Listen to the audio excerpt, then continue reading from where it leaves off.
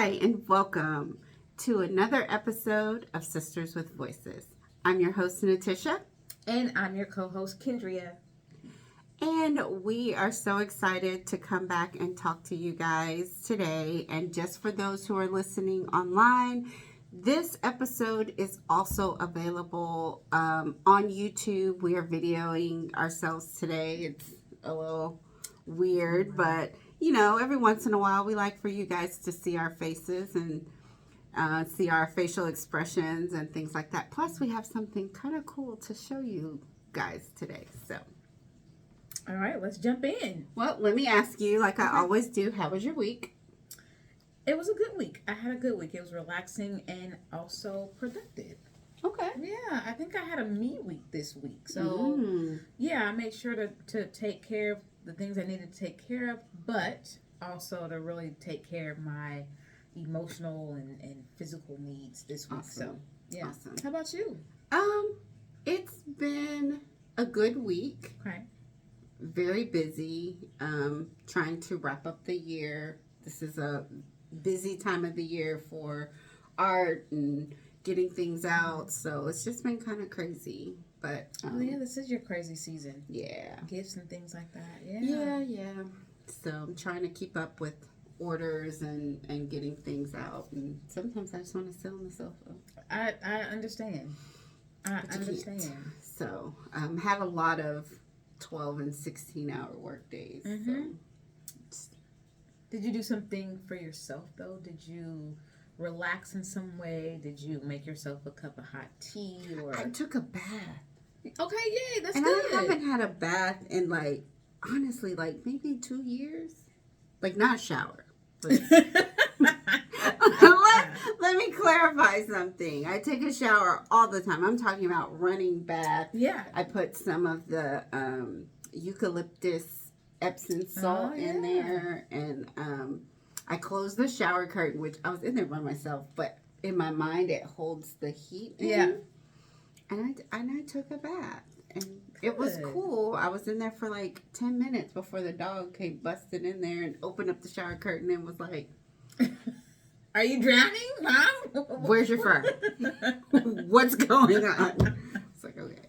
But yeah, so that's good. Cool. That's good. We have to, baths make us slow down. Mm-hmm. You know what I'm saying? And I love them, but we always feel like we don't have time for it. Oh, I gotta run the water because that's a chore, right? And then I have to sit there and I sat there and I didn't do anything. I wasn't on my phone. Good. I just sat there, and that was hard to not do anything. Yeah, but your brain needs it. You're really resetting yourself. Yeah, right, for sure. So good. All right. So what came out of that bath? Were you more creative? Because we're going to be talking about something that it had to come from somewhere, right? I think I just came out way more relaxed. I went in really tense. Had a couple of soccer games, and my body was kind of aching, and the temperature changed, so eczema flares up, and my allergies are messing up. It's not, I have allergies that happen in the winter and in the summertime, so just my body was just feeling very, very fatigued, and I decided, I'm just going to run a bath. It'll be fine. Okay. And when I got out, I was like, oh my gosh, I feel so good. And the aches and pains in my body kind of went away temporarily. And I slept better that night. Good. And so, yeah. Good. Okay.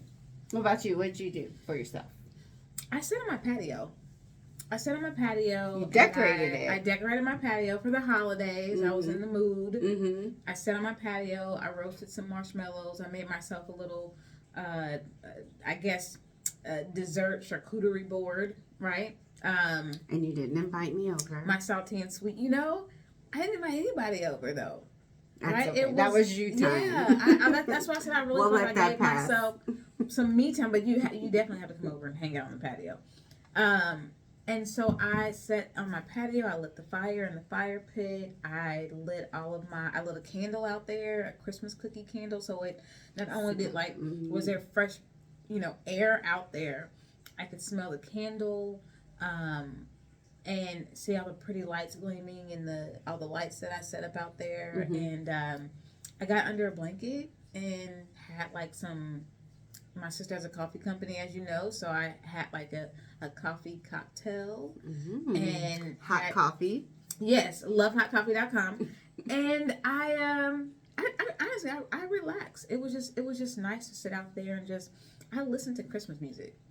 That's what I did. It's too early. It's not too early. It's not too early. And that's another issue that I have because it's so early, but I'm getting orders for my wreaths, and I'm like, I don't want to do them because it's not even Thanksgiving, but people want them for Thanksgiving. I have to get it done. So yeah, so that's what I did. I sat on my patio and you enjoyed were refreshed and felt productive afterwards. That's awesome. I did. That's awesome. I did. So tell me a little bit about your creativity, like how when you are getting ready to do something creative, which is anything including creating trainings, what is your creative process? I have got to clean my space, right? Clean, especially if I'm in my office working, clean my desk. And I have different stones on my desk.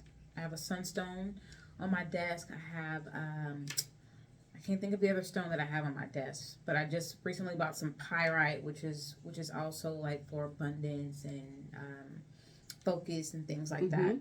So I have stones on my desk. I might put on some meditation music and just so I usually start my day with meditation and end my day with meditation. Even if it's just me sitting at my desk closing my eyes, right, for a second. But I also keep a yoga mat in my office, in my home office. So, but my meditation music is either two things. So phasio frequencies, where it's just like, the kind of music you hear when you go into a spa. Right. That's what I go to sleep to. Yes. or I have a mixed meditation CD, and it's nothing but India Ari, but it's different songs from different albums. Okay. So that's how I kind of get myself focused. I do some breathing exercises, and I try to center, and then I'm good. Now the stones, is that new? Is that something new you started, or have you always been into the stones? I've always had turquoise. I always kept a turquoise stone. Because it represents what? Protection. Okay. I mean, I know, but we're trying to tell the people. So this right here is sunstone. Okay. All right. So sunstone and turquoise. The middle one. Yeah. And so one of the things that I just recently learned about sunstone, physically, it's supposed to help with sore throats. Oh. Yeah. So whatever's in there is supposed to help with that, which is great. And I didn't even realize that. But my job is to talk a lot. To talk, as you saw last week. Right.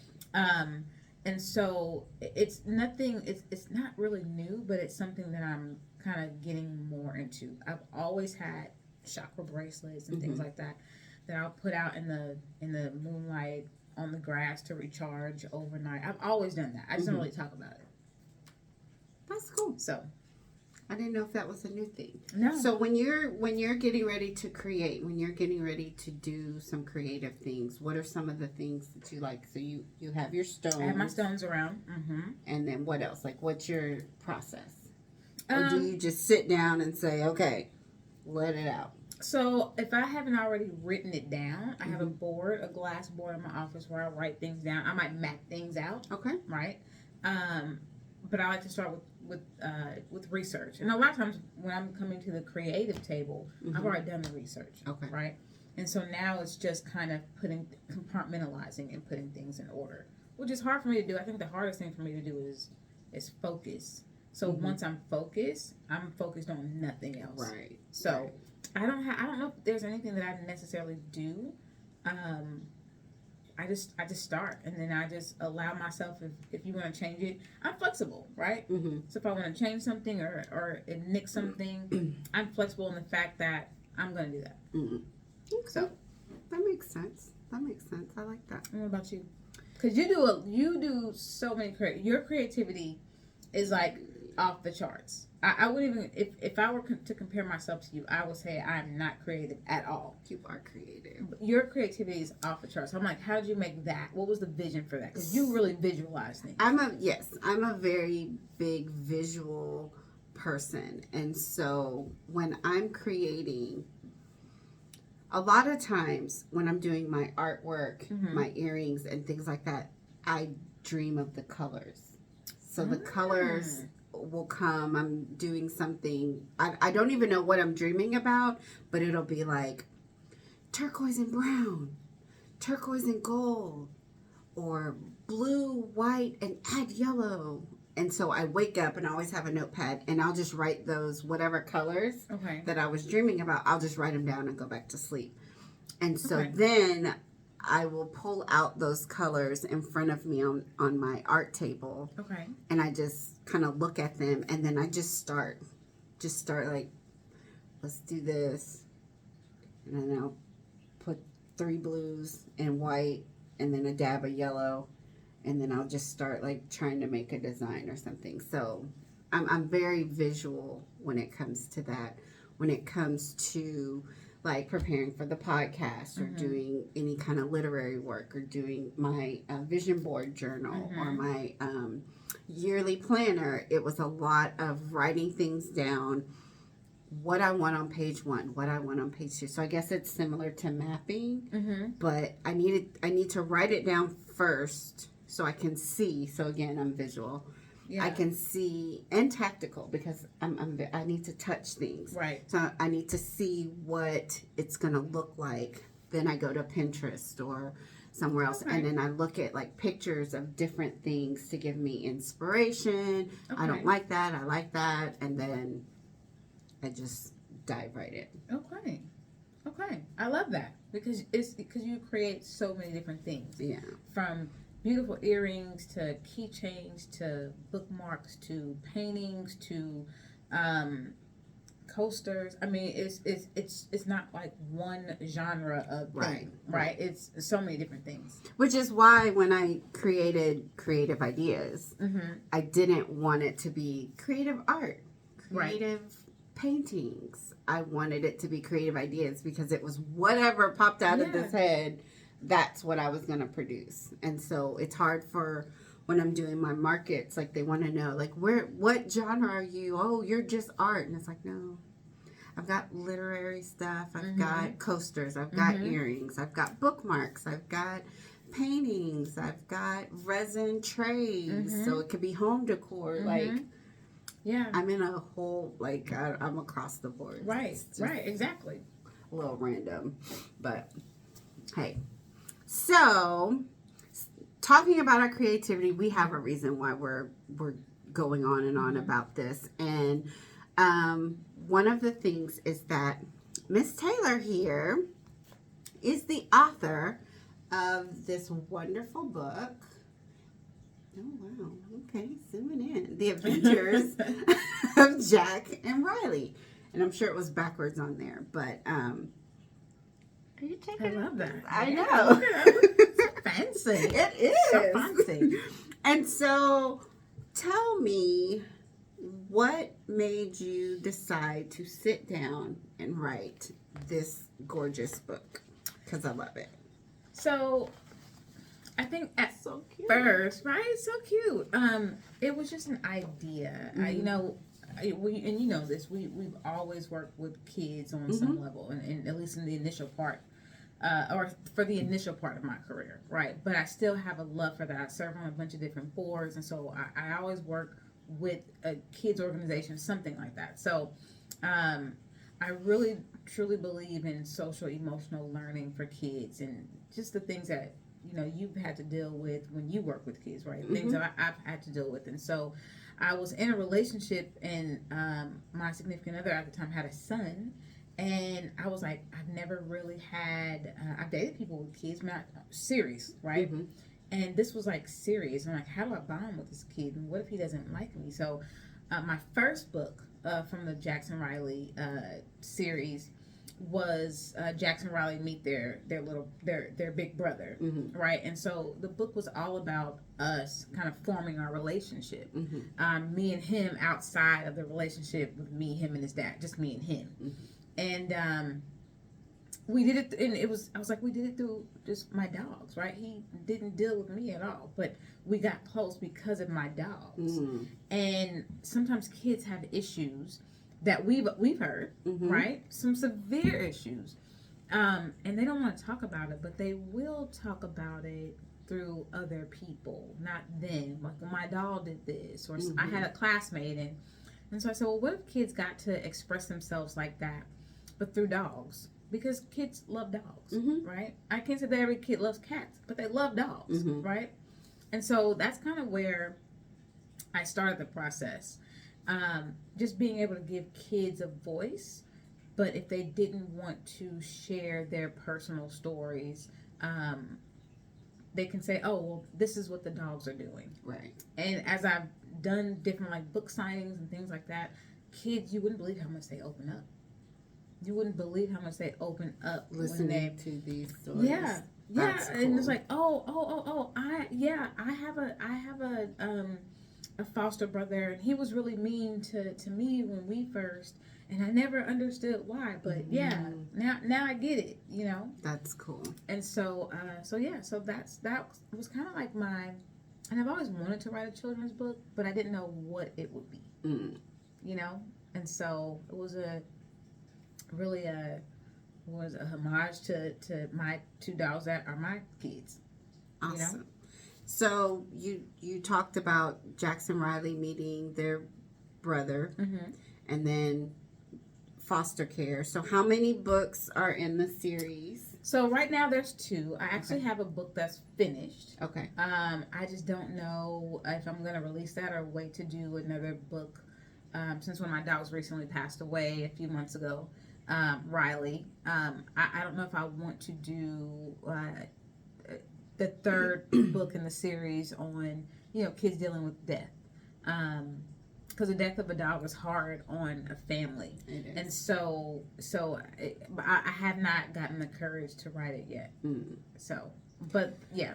So will the books continue to be Jax and Riley, or if you write the book about a death of a family member, like how have you thought about that, or you just kind of put that in a box for right now? So I think if I did the 3rd book, it would still be the adventures of Jax and Riley. But I think if I did a 4th book, it would be the adventures of Jax. Okay. So, and because I want to stay true to you know what this is, or I don't know, because I've been kind of kicking around. Maybe I'll keep it the Adventures of Jax and Riley, and that's like his heavenly brother that he sees and he plays with. That's cool. You know? Yeah. So, yeah. Because when you did your book signings, you would bring them with you. That's why I was asking. She would have the dogs there so that people could actually meet Jackson and Riley at the book signing. So I just didn't know how you would. I think if I did that, that would probably be kind of like how I continue the installments, right? That maybe he's like his heavenly brother, his playmate. And so they still have these adventures. Right. But one is, you know, here on earth and one is, you know, on the other side. So. Makes sense. Yeah. Makes sense. Okay. Yeah. So we've got 2 books. So let them know where they can get these. So there's 2 books. The first book is The Adventures of Jax and Riley. Jax and Riley meet their new brother. And then the second book is Jack Came from Frosting Cake. And it's all about them celebrating Jackson being adopted into the family, but he was in foster care. So the play on frosting cake and frosting in foster care is kind of how kids sometimes don't always understand the word, and so they get it confused. Oh, that's cute. So really quick. So this book is about Jax getting extra frosting this one time a year on his cupcake. Right? Oh, and Riley doesn't understand why Jax gets extra frosting. Got it. And why are we having they just know that once a year Mom gives them these cupcakes and Jax always has extra frosting. The extra frosting. I get it. That's so cute. So it's all about, you know, him being adopted, and so mom tells the story of how angry he was, how anxious he was. If you flip through it, you can see like he's outside the house, he's inside the house. There's one page. Oh, this is the page where most kids get really, really sad because he went to one house, they didn't want him. He went to another house, they didn't want him. He went to another house, like foster care, and now he's back in a cage, no family. Yeah, absolutely, no family. How cute. And so, I mean, it's sad. Yeah, it's sad until, you know, he gets adopted. So he's like really angry. He doesn't want to share his food. He doesn't want to play. Right? You know Jackson. So that's so him. That's so Jackson. It's so him.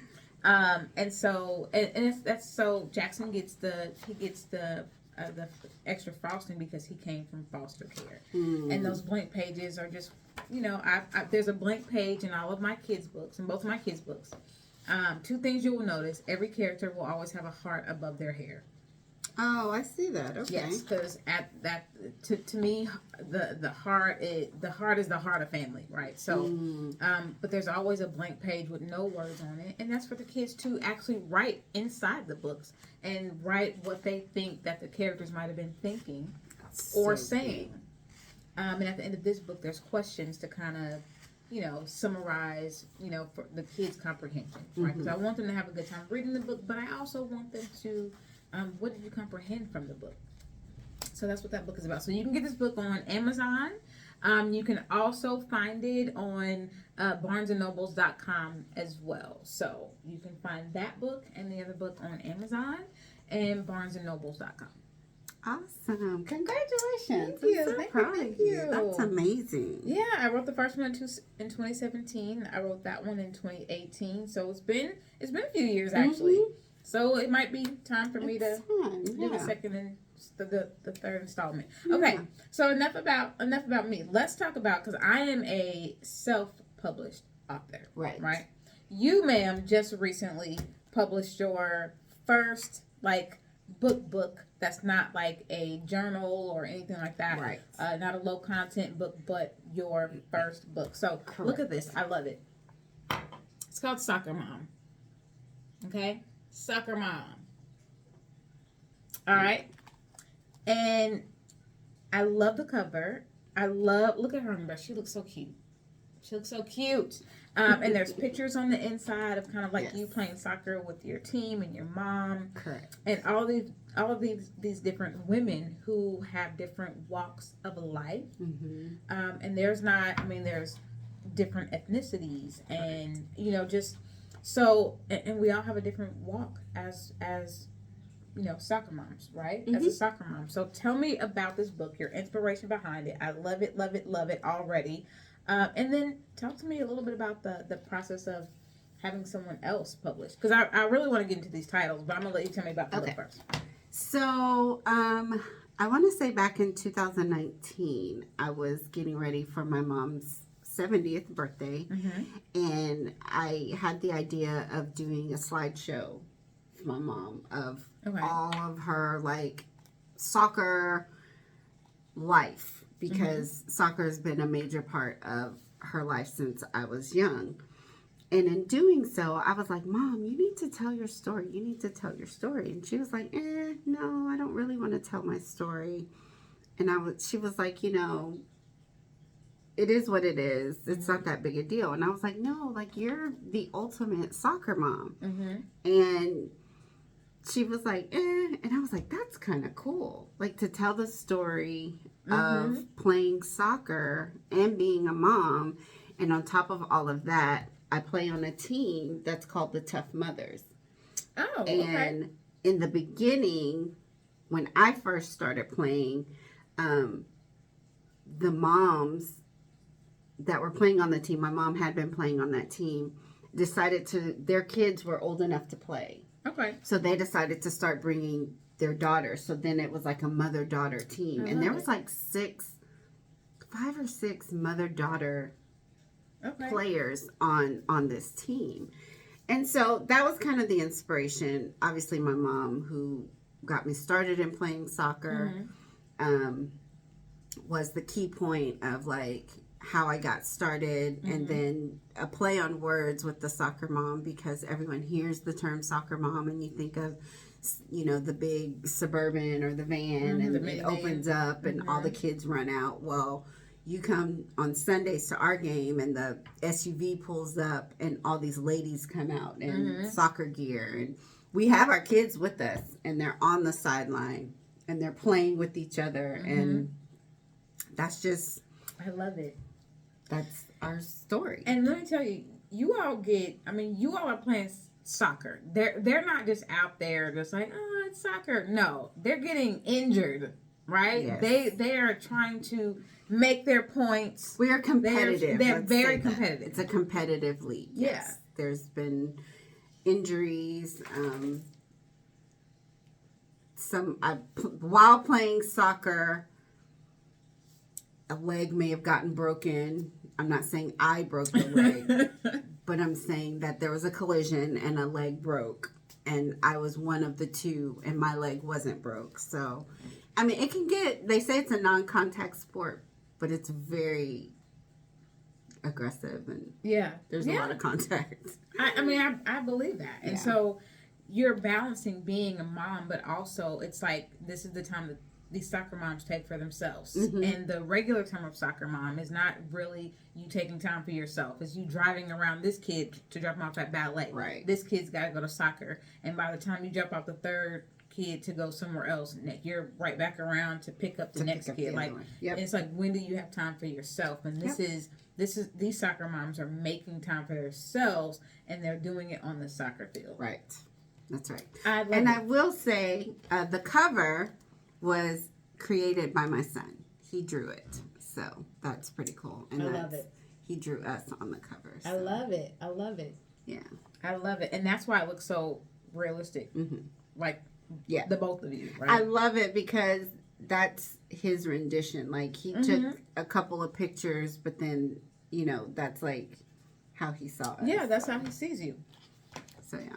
So the inspiration behind this was like your mom and the time that she's taken, even though she's been a busy mom, worked on 2 degrees, you know, and wasn't just at a job, but, you know, was a powerhouse at a job and had a lot of responsibility, and helping to, you know, helping you with your son, being a grandmother and a great wife, and just supporting you, you know.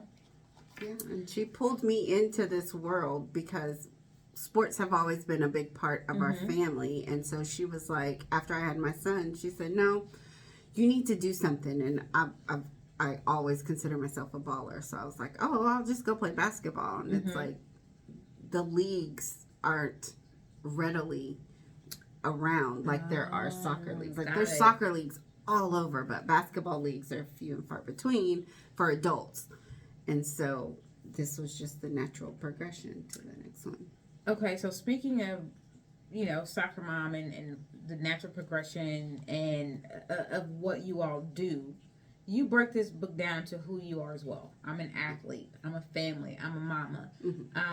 But before we jump into another question I have for you, you said the title of your team was Tough Mamas. Tough Mothers. Yes. MUTHAS. Tough Mothers. Okay. So what is that? So how did that name come to be? So I had nothing to do with the name. Our leader, coach, Anna Sparkman, she's in this book, and she's been playing soccer since, I want to say 1976. So since I was 2 years old. And kind of a similar story to my mom's. You know, they saw the kids out there playing, and the moms were like, oh, we could do that. And they start kicking the ball around. They decided to form a team. And the story that Anna told me was that some other kids saw the moms playing and were like, oh, y'all look like some tough mothers. And Anna was like, oh, I love that. And so that's how the name started. So it really didn't have anything to do with like being a mom, but that's just how the other younger people saw these moms playing soccer. I'm like, oh, look at them tough mothers. And I love that. Knowing Anna, she thought that was just so cute. But when I first started playing on this team at 26, I thought that was the corniest thing. I was like, oh, Lord. I'm not telling anybody I'm a tough mother.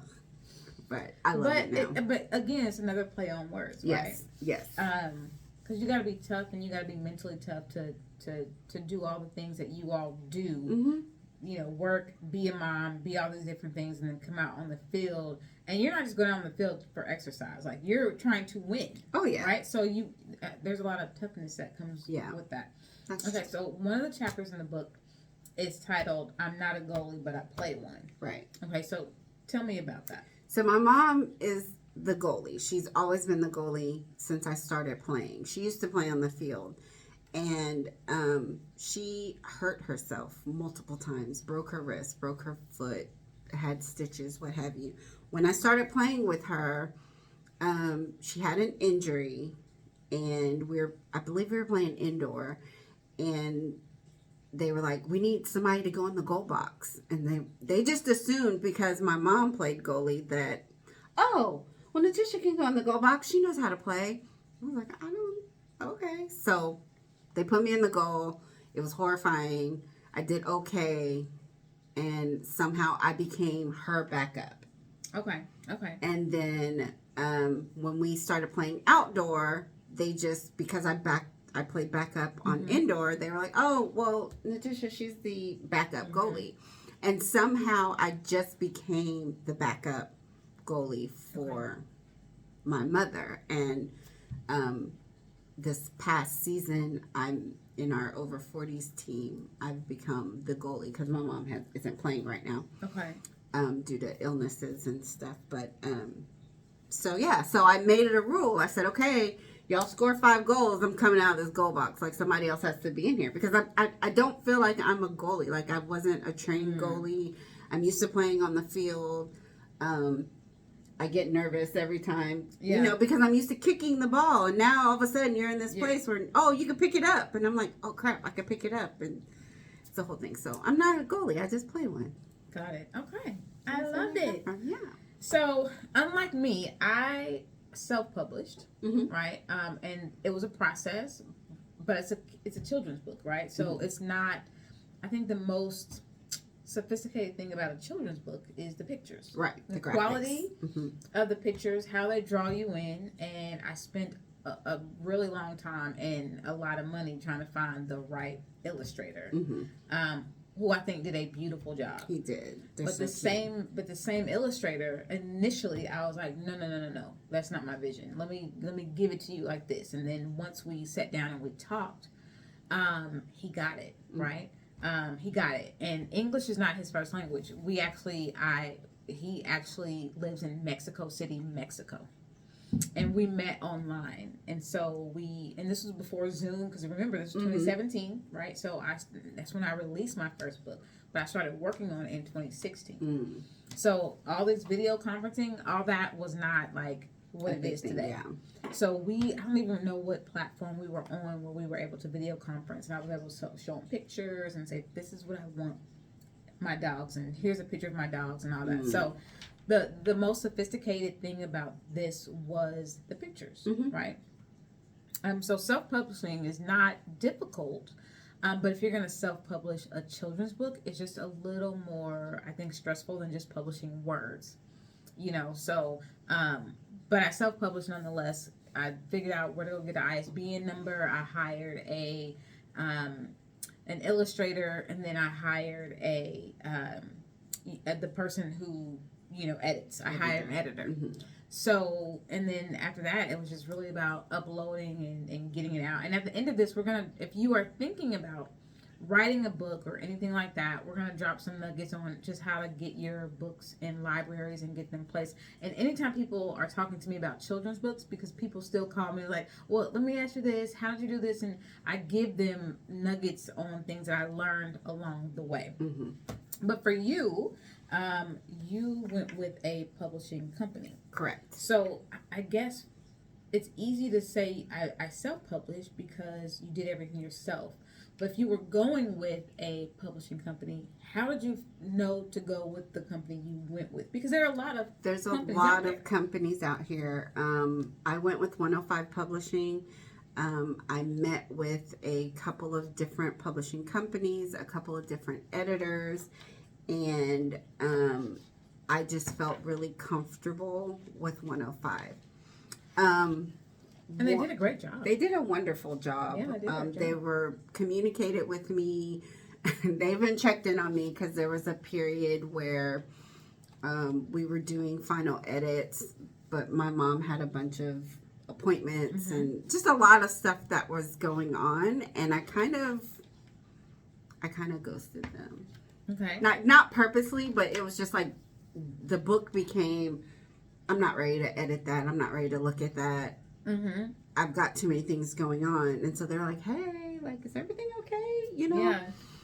Yeah. So I like that. I like that they continue to check in. Wasn't just like, that's on her. When she's ready, she'll let us know. But the reason, because I was going back and forth with doing it myself or self-publishing, the reason why I did the publishing company was a couple of things. One, I had just released my planner, and it stressed me out, the formatting part, to get it on Amazon and everything. And I was just like, I don't want to deal with this. You had told me about, you can buy the ISBN in bulk and you can do this. I just didn't want to. Yeah. Like, bottom line, I just didn't want to do the copywriting. I just didn't want to. And so looking into all the things that I needed to do to self-publish and then what they were going to do for me, I was like, yeah, I think I'm going to go with them. And I am a very creative person. And so when I started writing, I mapped out, I outlined my chapters, but I didn't write my chapters in the order in which the book is. Yeah, absolutely. I wrote the chapter. I came home, the one, I'm a goalie, or I'm not a goalie, I just play one. I wrote that one night when I came home after losing a soccer game, and I was so frustrated because I felt like, here I am in this goal box, and if they score, that's on me. That's my fault. Like, and then if we lose, that's my fault because I let the goals go in the goal. And this is a big responsibility. And I'm not even a goalie. I'm just here because my mom's not in the goal. Like, I was so frustrated and I was like, I'm not a goalie. I just play one. And I was like, oh. And I got my computer out and started typing. So that was like one of the chapters I wrote. And then it was like, oh, okay. But that's like chapter 8. Yeah. I got to go back to chapter 4. So I didn't write in order. Okay.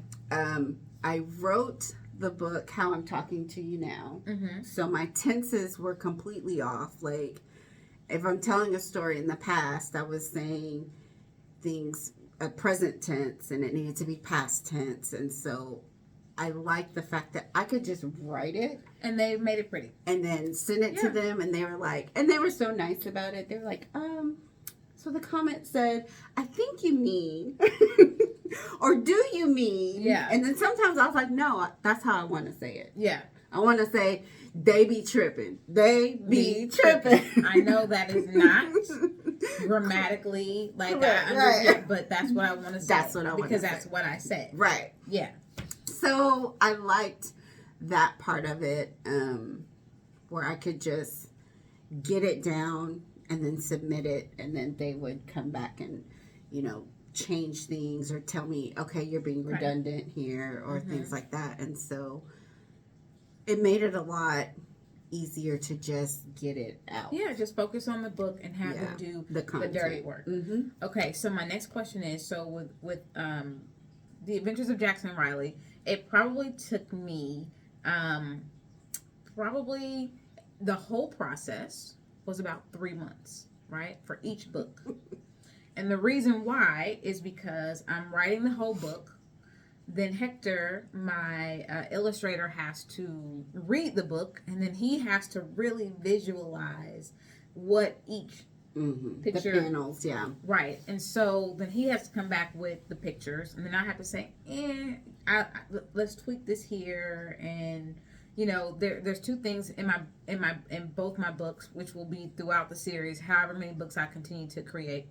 There's a heart in the hair of all the characters, no matter who they are. There's a heart in their hair, and there's also a blank page in case the kids want to redesign the story by just this one page. They can talk about what they believe the characters on that page might be feeling or thinking. So for me, it was a 3-month process before we even got to the point of now we got to upload. Now they got to send the book out, right? Then I got to approve the book, and then I got to send it back, and then they got to say, okay, this is the final.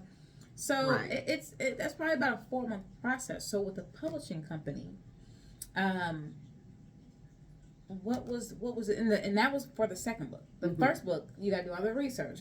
Children's books, if you're thinking about writing the children's books, they normally have 32 pages, right? My first book didn't have that because I didn't know, right? This one has 32 pages, but they always have like a minimum of 32 pages. That is kind of like the basic thing.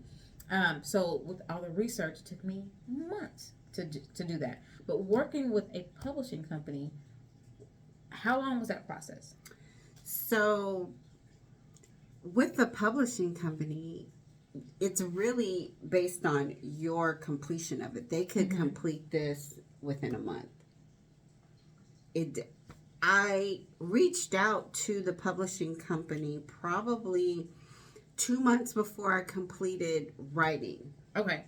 Because I didn't want to finish writing and then be like, now I have to find a publishing company. I wanted to know who was going to take care of my book or know if I was going to self-publish it. So I reached out to them 2 months ahead of time, talked about it. I gave them a sample of my writing. Okay.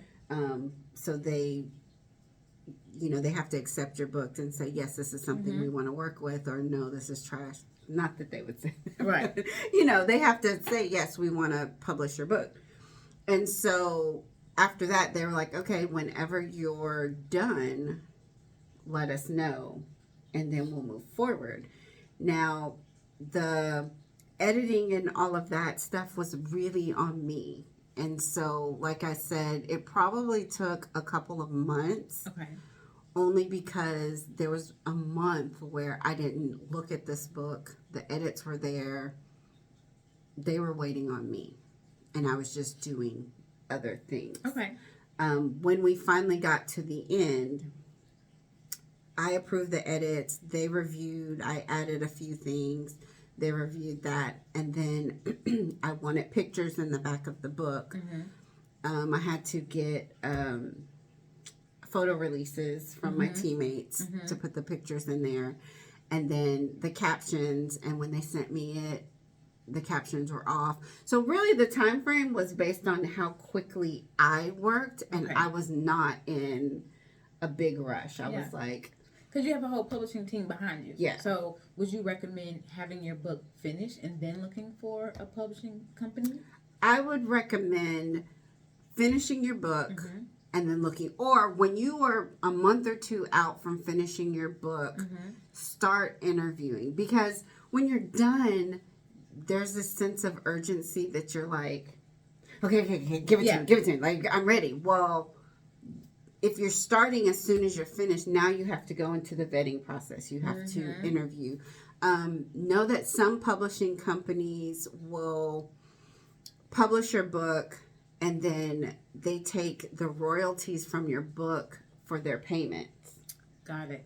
And then some companies, you pay them to edit and publish your book, and then all the royalties come to you. And so that's the route that I chose, is that I'll pay you up front, and any royalties that come from the book, they come directly to me. Okay. So, good. Yeah. So that was why, one of the reasons why I chose them as well, is because I didn't have to worry about like, oh, well, you're only getting 25 cents per book because we published it. No, this is my book. So it's almost like self-publishing. Yeah, you just went through a team to publish it for you.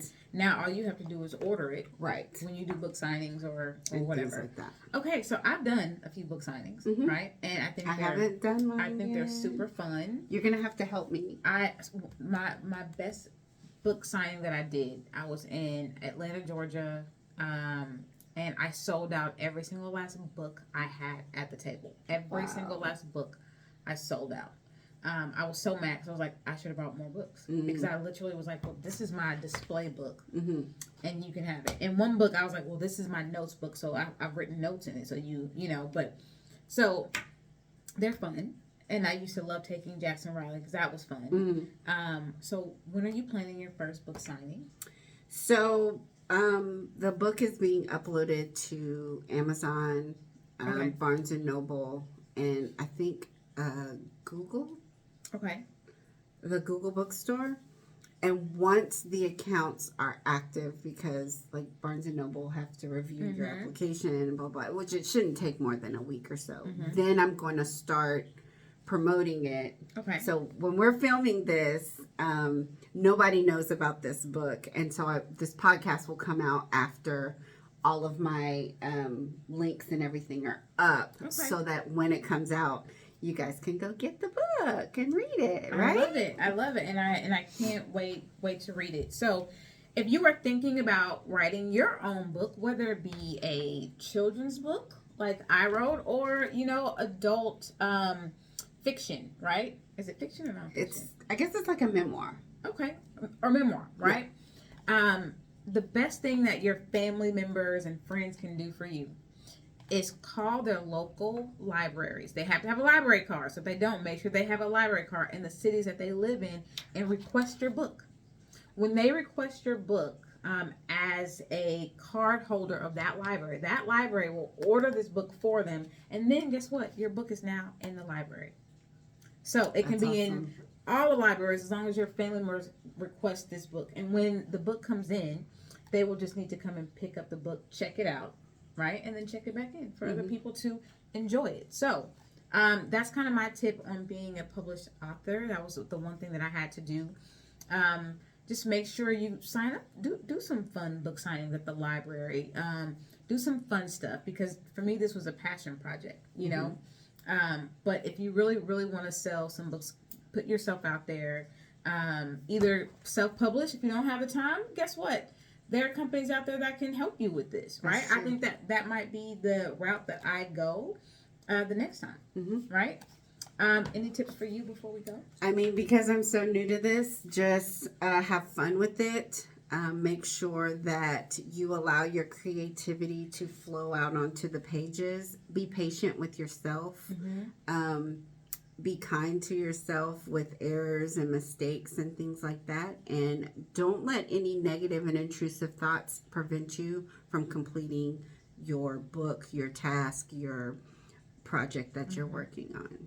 Absolutely. Don't adopt other people's fear of what you're doing, and don't adopt other people's doubt. Yeah. So, yeah. That's awesome. And remember to be unapologetically you. Thank you guys for listening. I hope you enjoyed it. I hope you enjoy seeing our faces.